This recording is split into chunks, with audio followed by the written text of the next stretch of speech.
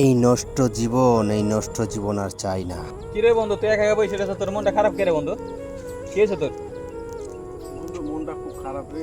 বয় এখানে বস, বন্ধু মিলে একটু কিছু করে লাভ করি। কি হয়েছে তোর? এত দুঃখ কিসের দুঃখ তোর এত? বন্ধু কেউ একজন বলেছিল আমারে যে জীবনে যাই হোক না কেন আমি তোমার কাছ থেকে দূরে যাব না, কিন্তু সে এমন একটা কারণ দেখিয়ে চলে গেল, তার কোনো মানেই হয় না। কিন্তু আজও পর্যন্ত আমি বুঝলাম না যে আমার কি অপরাধ ছিল যে আমার এত বড় ক্ষতি করে সে চলে গেল। রে বন্ধু, ঘটনা কি বুঝলাম না তো। শারমিন কি তোর শেখা দিছে নাকি আবার?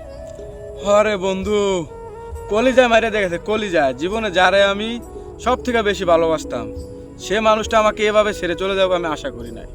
ও যখন চলে যায় বন্ধু জানোস কি বলে? কি কইছিল তোরে? আমি নাকি নেশা করি।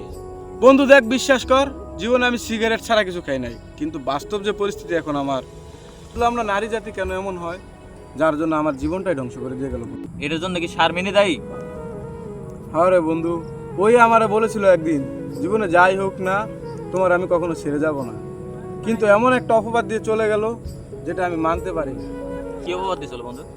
এই দেখ দোস্ত, আমি জীবনে তোদের সাথে এতদিন চলাফেরা কখন আমি সিগারেট ছাড়া কিছু খাই নাই, কিন্তু এখন আমার যে পরিস্থিতি, ও সব সময় বলতো আমি নাকি মদ গাঁজা ইয়াবা খাই। বিশ্বাস কর বন্ধু, আমি কখনো মদ গাঁজা ইয়াবা চোখকেও দেখি না, সর্বোচ্চ আমি একটা সিগারেট খাইছি। এখন আমি বাড়ি থেকে আসলাম, আশা করে দেখতেছি যে না, মদ গাঁজা ইয়াবা এটাই আমার জন্য বেটার। নারী খুব ছলনাময়ী, নারীর ছলনা করিস না বন্ধু, জীবন নষ্ট হয়ে যাবে। দেখ আমারে, আমি কত ভালো ছিলাম, এই জায়গায় আসা যাওয়া করতাম, কত মানুষ আমাকে কত রকমের প্রশ্ন করতো। আজকে দেখ আমার দেখলে সবাই বলে